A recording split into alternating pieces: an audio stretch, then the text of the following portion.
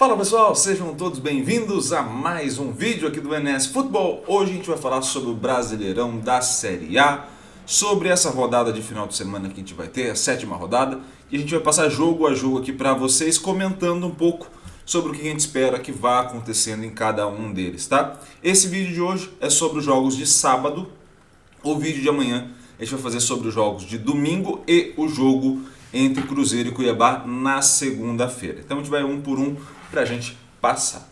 Primeiro vamos ver então quais são os jogos, né? Quais são os jogos que vão estar aqui na tela para vocês. Temos Bahia e Goiás, então jogo aí sábado às 4 horas da tarde, o primeiro jogo, o jogo que abre a rodada. Depois temos às 6h30 Bragantino e Atlético Paranaense, São Paulo e Vasco, Coritiba e Atlético Mineiro. Ainda às 6h30 temos América e Fortaleza, Botafogo e Fluminense, clássico carioca da rodada. E encerrando a parte de sábado, temos ainda Santos e Palmeiras, jogo na Vila Belmiro às 9 horas. Então essa é a rodada que a gente vai ter do Brasileirão. Então essa rodada, o início da 7ª rodada, né, o primeiro dia de jogos. No domingo temos Flamengo e Corinthians, Grêmio e Inter, o Grenal. E também na segunda-feira, como a gente já havia falado, Cruzeiro e Cuiabá. Então esses são os 10 jogos da 7ª rodada do Brasileirão. E a gente vai passar um por um deles para vocês aqui. Então, como vai funcionar? A gente vai passar jogo a jogo dentro desses que a gente está observando para vocês e a gente vai analisar cada um deles. Começando, deixa eu organizar a tela aqui para que eu não me perca ao longo desse processo. Começando por Bahia e Goiás. Bahia e Goiás, jogo válido aí pela 7ª rodada. Temos o Bahia como grande favorito desse confronto. Bahia que jogando como mandante tende a ficar mais com a posse da bola. A taxa de conversão é muito parecida de passe para chute. Mas, como fica mais com a posse, acaba tendo mais chutes e aproveita até melhor os chutes quando tem. E acerta mais vezes o alvo, convertendo mais vezes. O Goiás tem uma dificuldade muito grande jogando fora de casa. E, principalmente nessa viagem até a Bahia, suponho que, nesse momento, o Bahia fique como favorito, tá? Claro, na fase de defesa, o Bahia ainda tem maior vantagem numérica, então é um jogo que a tendência é que fique com o Bahia.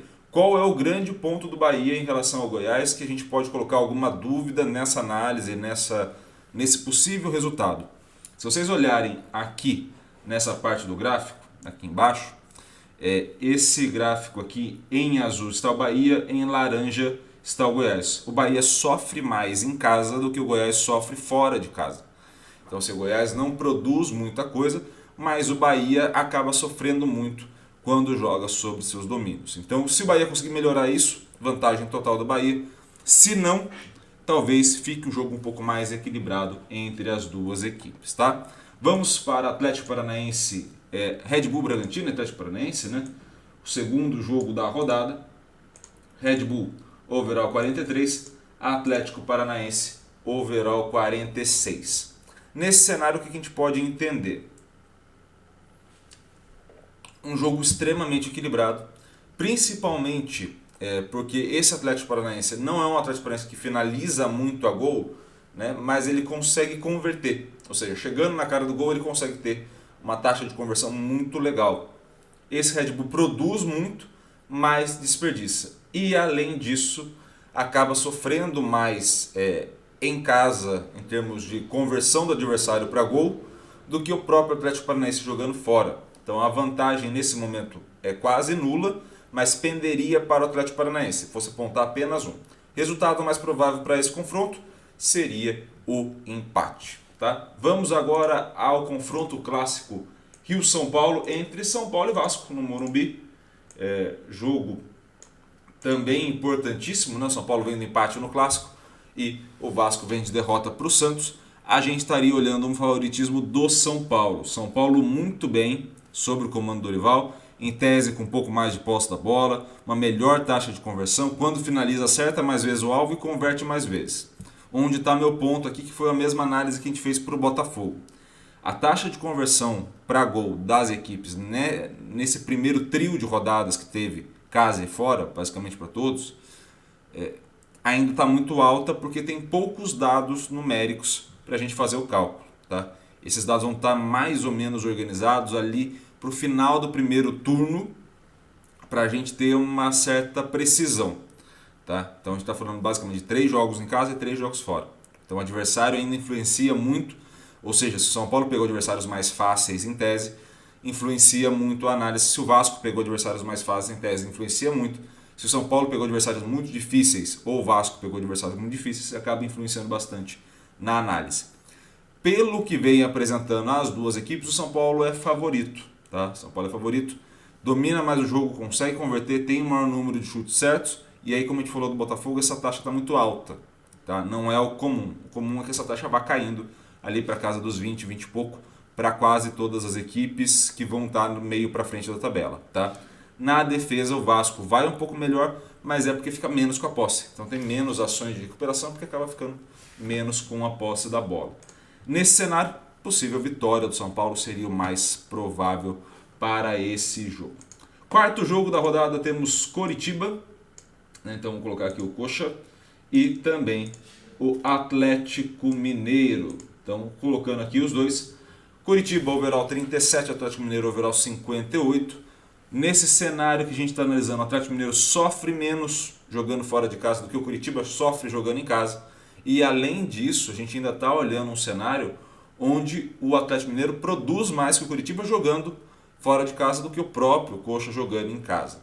Então a gente está falando de um jogo onde o Atlético tende a ficar com a posse da bola, onde o Atlético acaba tendo um número de finalizações interessantes para quem joga fora de casa e ele consegue converter mais as chances de gols criadas em gols do que o próprio Coritiba.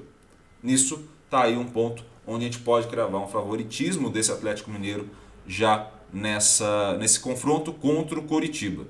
Vamos para mais um jogo. América jogando em casa, um dos piores overalls até o momento jogando em casa, contra o Fortaleza. Ah, Iago, você tem algo contra o América? Não, absolutamente não. A questão é que não vem jogando bem. De fato, não vem atuando bem a equipe do Wagner Mancini. Temos um Fortaleza muito próximo na posse da bola com o América. Vantagem é do Fortaleza para esse momento. Uma posse de bola muito parecida. Você tem uma taxa de conversão também muito parecida. Então, assim, é parelho essa parte, que possa parecer muito discrepante, aí vai depender de como as equipes entendam o jogo, as demandas do jogo ao longo do que for acontecendo nas interações, mas de cenário inicial a gente está olhando para um Fortaleza equilibrado na ação de passe e na conversão para chute. Quando chega no chute as coisas pioram para o América e melhoram para o Fortaleza. A gente consegue ter um maior número de chutes certos do Fortaleza, um menor do América, e a taxa de conversão do Fortaleza ainda é melhor do que a do América. Então, isso tudo pesa favorável na fase ofensiva para a equipe do Fortaleza. Em contrapartida, na fase defensiva, você não tem esse equilíbrio inicial, você já tem um desequilíbrio favorável ao Fortaleza. Então, é uma equipe que recupera mais rápido, se protege melhor no bloqueio e se protege melhor pela defesa do goleiro. Então, a grande vantagem nesse confronto é do Fortaleza. Mas é óbvio que a gente está olhando ainda de novo um cenário muito pequeno de jogos, né? 3 jogos apenas casa e 3 jogos fora para ambas as equipes. E pode ser que o América, por exemplo, melhore essas taxas aí, principalmente de aproveitamento na finalização e na conversão para gol. Vamos agora para os dois clássicos, né? Temos o clássico carioca e o clássico paulista. Eu vou deixar o clássico carioca por fim, tá? A gente vai passar para o clássico paulista primeiro, para Santos e Palmeiras. E aí, por questão de tabela, né? Pegamos ali 2 ponteiros da tabela entre Botafogo e Fluminense, tá bom? Vamos lá a Santos e Palmeiras. Santos e Palmeiras, vantagem para a equipe do Palmeiras. Ah, Iago, o Santos vem jogando muito bem em casa. Eu sei. Mas o grande ponto dessas análises que a gente vem fazendo é que a equipe do Palmeiras vai muito bem independente do local. Nesse início de brasileiro, é uma grande equipe, uma das grandes favoritas ao título. Tá? Então a gente está olhando para o Palmeiras com mais posse, que cria mais chutes certos ao gol e que também converte muito melhor do que o Santos. De novo, taxa de conversão, a gente precisa levar em consideração que tem poucos jogos, mas em alguns casos dá para a gente entender que essas equipes são mais regulares, principalmente aquelas que não variam tanto casa e fora. Tá? Além disso, temos aí um Santos que vai recuperar, até recupera um pouco mais rápido a posse, mas que não se protege tão bem e acaba sofrendo mais chutes a meta, e aí depende muito do João Paulo. Ao depender muito do João Paulo, claro, para uma equipe que cria muito, como é o caso do Palmeiras, uma hora pode ser que passe. Tá? Então o Santos teve dificuldade contra o Vasco, o João Paulo fez uma grande partida. Nesse jogo contra o Palmeiras, a tendência é que a pressão seja um pouco maior do que foi. Tá?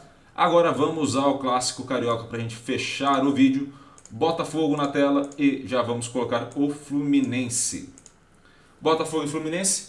Botafogo favorito nesse confronto até agora pelo que vem jogando em casa. Você tem um Botafogo com menos posse da bola, o que já era esperado. Um Botafogo com uma taxa de conversão de passe para chute muito interessante, que acaba conseguindo ter um número de chutes certos bem interessante também, muito próximo ao Fluminense.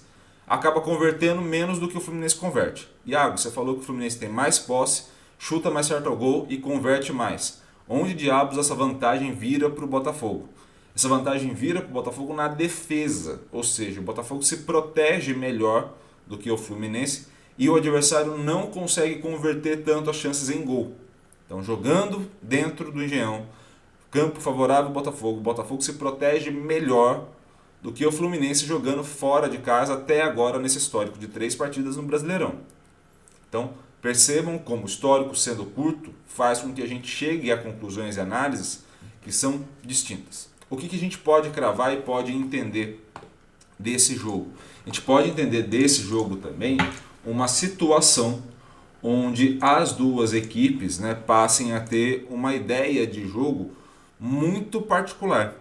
Um Botafogo sem a posse da bola, mas que tenha justamente as principais características na exploração do contra-ataque pelos pontas e pelo tiquinho.